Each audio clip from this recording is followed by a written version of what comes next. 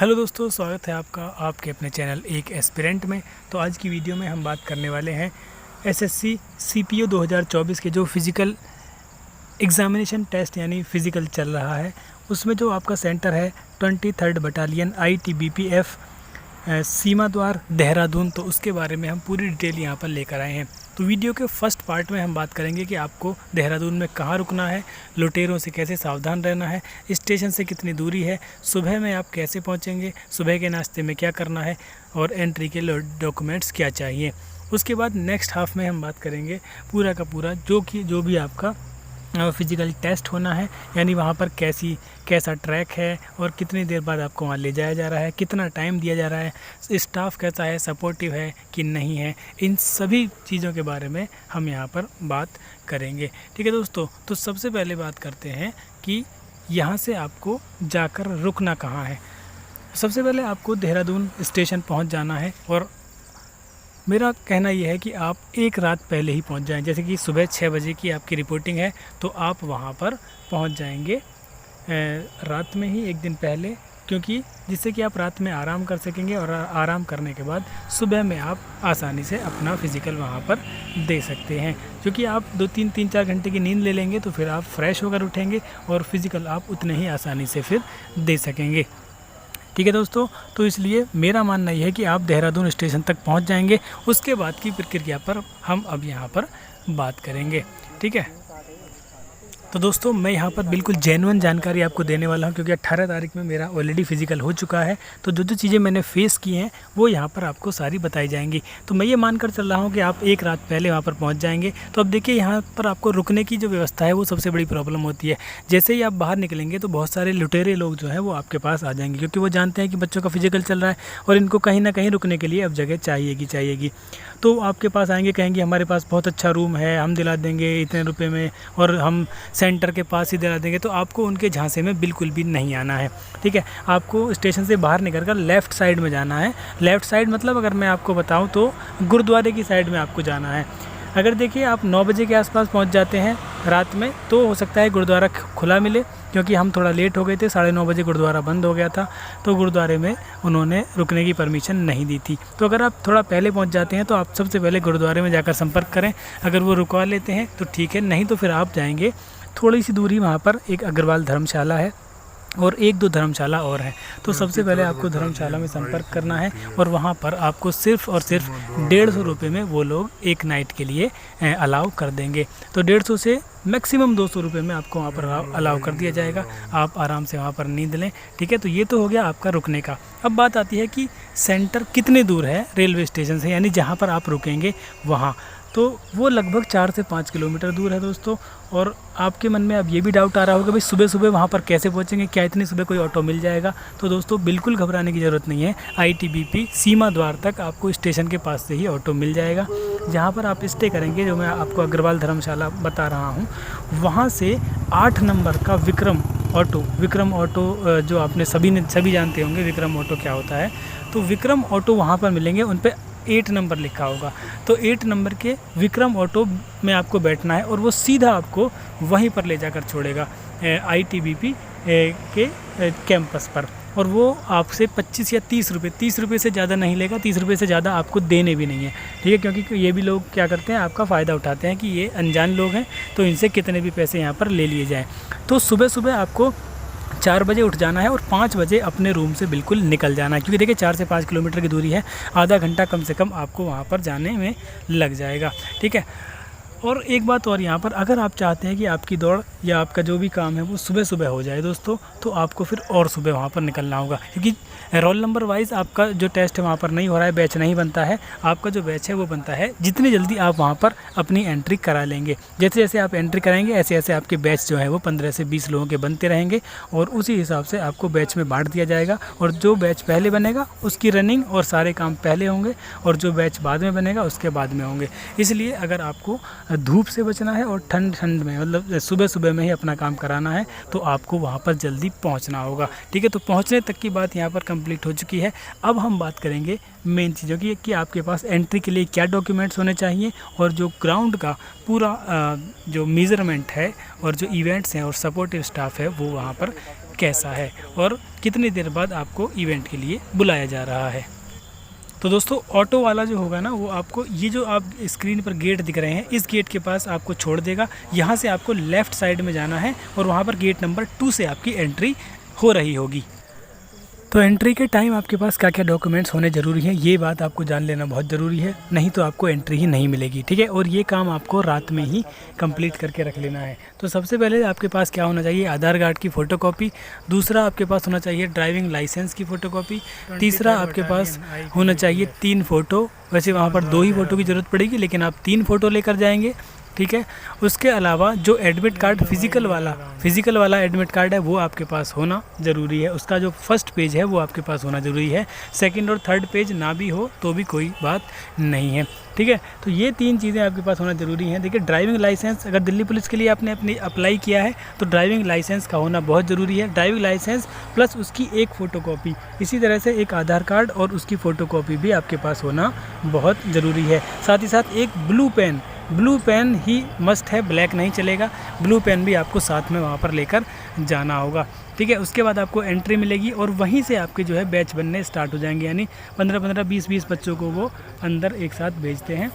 Entry करने के बाद वहीं बैठा लेंगे। जब 15-20 बच्चे हो जाएंगे तो फिर आपको अंदर भेज दिया जाएगा। जहाँ पर आप ये गेट देख रहे हैं, इस गेट पर फिर आपको भेज दिया जाता है। अंदर भेजने के बाद आपको मेन जो आप गेट देख रहे हैं और ये सामने ट्रैक है, इसी ट्रैक पर आपको दौड़ना है। ठीक है, यही ट्रैक होगा जिस पर आपको दौड़ना है, जो अभी आपने इस वीडियो में देखा है। मतलब पक्का रोड है, जैसे कि जिस पर गाड़ियाँ चलती हैं, इस तरह का रोड है। आपको ग्राउंड नहीं मिलेगा, मिट्टी पर नहीं दौड़ना है, आपको ऐसे ही ग्राउंड पर दौड़ना होगा। तो इससे आपके यहाँ पर बैच बनते रहेंगे और आप अंदर जाते रहेंगे। उसके बाद आपके बैग जमा हो जाएंगे। बैग जमा होने के बाद आपके जो है कुछ और फॉर्मेलिटीज़ होंगी, फॉर्म वगैरह भराया जाएगा आपसे। ठीक है, और साथ ही साथ आपको अंदर भेज दिया जाएगा। उसके बाद आपका बायोमेट्रिक होगी और मतलब अंदर सारी, ये देखिए आप देख सकते हैं ट्रैक जो है यही होगा आपका, बिल्कुल इस पर आपको दौड़ना है। उसके बाद हम यहाँ पर आप डायरेक्टली बात करते हैं कि पहले कौन सा इवेंट होगा, किस इवेंट के बाद कितना टाइम आपको यहाँ पर दिया जाएगा। ठीक है, तो सबसे पहले आपकी होगी 1600 मीटर की रनिंग। ठीक है, और उसमें ऐसा नहीं है कि एक बार में सारे बच्चों को दौड़ा दिया जाएगा। लगभग 300 बच्चे एक दिन में बुलाए जाते हैं और 18 तारीख को जिस दिन मैं पहुंचा था वहाँ पर, तो वहाँ लगभग 170 बच्चे पहुँचे थे। यानी कि देखिए 130 बच्चे तो पहले ही बाहर हो गए कंपटीशन से, और 130 पहले ही बाहर हो गए। 170 में से लगभग 60 से 70 बच्चे जो हैं वो 1600 मीटर की रनिंग में ही दोस्तों बाहर हो गए थे। ठीक है, तो सबसे टफ जो कंपटीशन है वो आपका 1600 मीटर की रनिंग ही है। ऐसा नहीं है कि वो सारे बच्चों को एक साथ दौड़ाएंगे, सिर्फ 15-15 बच्चे उन्होंने दौड़ाए थे। और ये जो ट्रैक आप देख रहे हैं, ये ट्रैक आपका आयताकार है, यानी रेक्टेंगुलर शेप में है, गोल नहीं है। और आपको उसी हिसाब से अपना जो शेड्यूल है वो बनाना है कि कैसे आपको इस पर दौड़ना होगा। ठीक है दोस्तों, इसके साथ ही बच्चों का ये क्वेश्चन भी आ रहा था कि पहला बैच जो है वो किस टाइम तक दौड़ा दिया जाएगा। तो देखिए, सबसे पहले तो वही आपकी सारी फॉर्मेलिटीज़ होंगी, फॉर्म वगैरह आपके फिल कराए जाएंगे। ठीक है, तो उसमें 6 से लेकर लगभग 6:30 से 7 बजे तक लगभग आपकी एंट्री होगी। और उसके बाद जैसे जैसे मतलब बैच बनते जाएंगे तो आपका जो वहाँ प्रोसीजर है फिर वो स्टार्ट कर दिया जाएगा। यानी 8 बजे, 8:30 बजे के आसपास आपका जो पहला बैच है वो दौड़ा दिया गया था। ठीक है, तो उस बैच में क्या है, आपको पूरा रिलैक्स दिया जाता है, पूरा टाइम दिया जाता है। और ऐसा नहीं है कि आपको कोई थोड़ा बहुत टाइम यहाँ पर कम दिया जा रहा हो, या ऐसा नहीं है कि अगर आप 2-4 कदम पीछे हैं, 1-2 सेकंड अगर आप पीछे भी रह जाते हैं तो आपको अंदर कर दिया जाता है। यानी बहुत ही सपोर्टिव स्टाफ यहाँ पर रहा था और सभी स्टाफ पूरा बच्चों का सहयोग यहाँ पर करता हुआ दिखाई नज़र पड़ रहा था।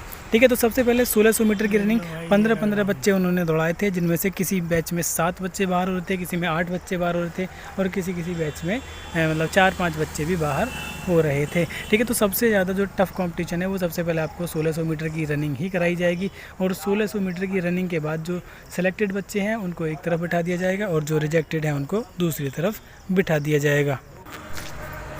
जो बच्चे रनिंग में ही रिजेक्ट हो जाएंगे फिर कोई और इवेंट नहीं कराया जाएगा, और जो बच्चे सेलेक्ट हो जाएंगे उनको फिर रेस्ट के लिए बैठा दिया जाएगा। फिर दूसरा बैच इसी तरह से दौड़ाया जाएगा।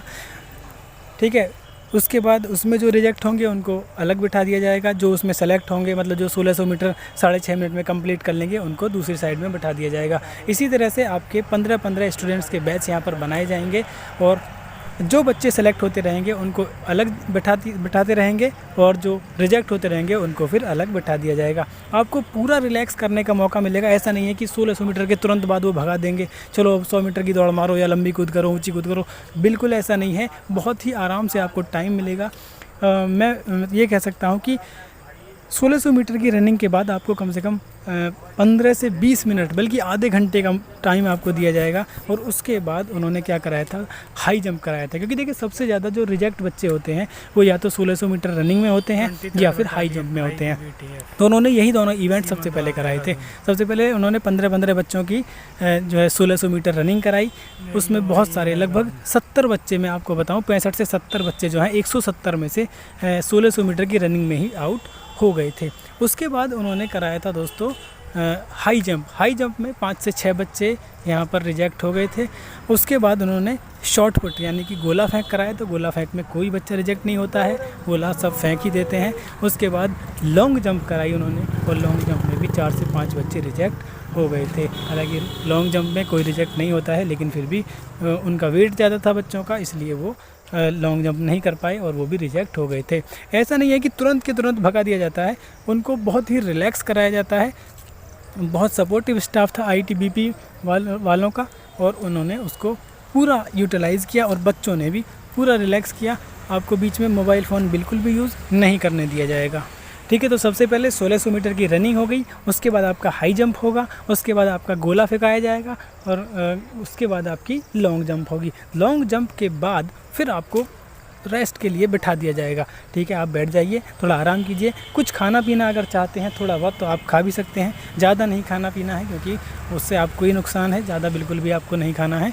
ठीक है, और उसके बाद आपकी 100 मीटर स्प्रिंट, जिसमें एक भी बच्चा बाहर नहीं हुआ था, सब ने 16 सेकंड में आसानी से 100 मीटर की जो रेस है वो कंप्लीट कर ली थी। ठीक है, तो सबसे ज़्यादा बच्चे जो रिजेक्ट हुए थे मैं आपको बता रहा हूँ, लगभग 65 से 70 बच्चे आपके 1600 मीटर की रनिंग में रिजेक्ट हुए थे और उसके अलावा हाई जंप और लॉन्ग जंप में लगभग 4-4, 5-5 बच्चे रिजेक्ट हो गए थे।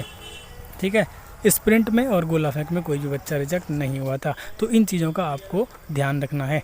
इस तरह से अगर देखा जाए तो टोटल 170 में से लगभग 90 बच्चे जो हैं वो हमारे बैच के बाहर हो गए थे।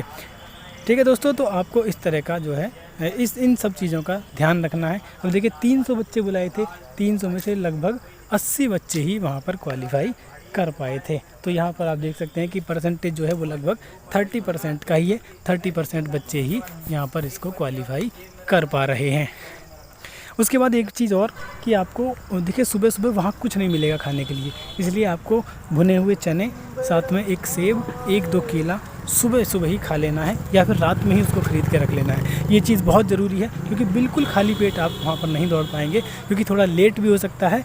इसलिए आपको थोड़ी सी चीज़ अपने पास ज़रूर रखनी होगी, जिससे कि आप सुबह थोड़ा सा पेट में आपके कुछ रहेगा तो आसानी से आप, तो ठीक है मेरे भाई, थोड़ा सा आप शाम में ही चीज़ें खरीद के रख लेंगे। एक सेब ज़रूर रख लीजिएगा और चाहें तो आप 1-2 चॉकलेट भी रख सकते हैं, जो कि आपको एनर्जी देगा और आसानी से आप दौड़ जो है वहाँ कर सकेंगे।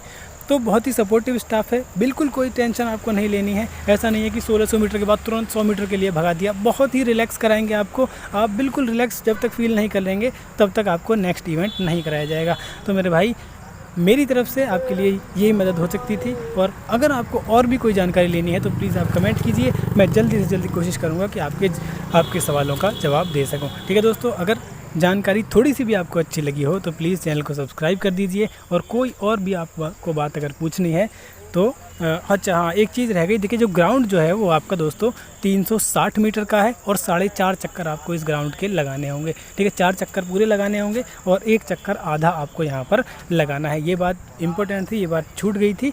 ठीक है, तो ग्राउंड जो है वो 360 मीटर का है और उसके 4.5 चक्कर आपको पूरे लगाने होंगे। इस तरह से आपकी जो 1600 मीटर है वो यहाँ पर कंप्लीट हो जाएगी।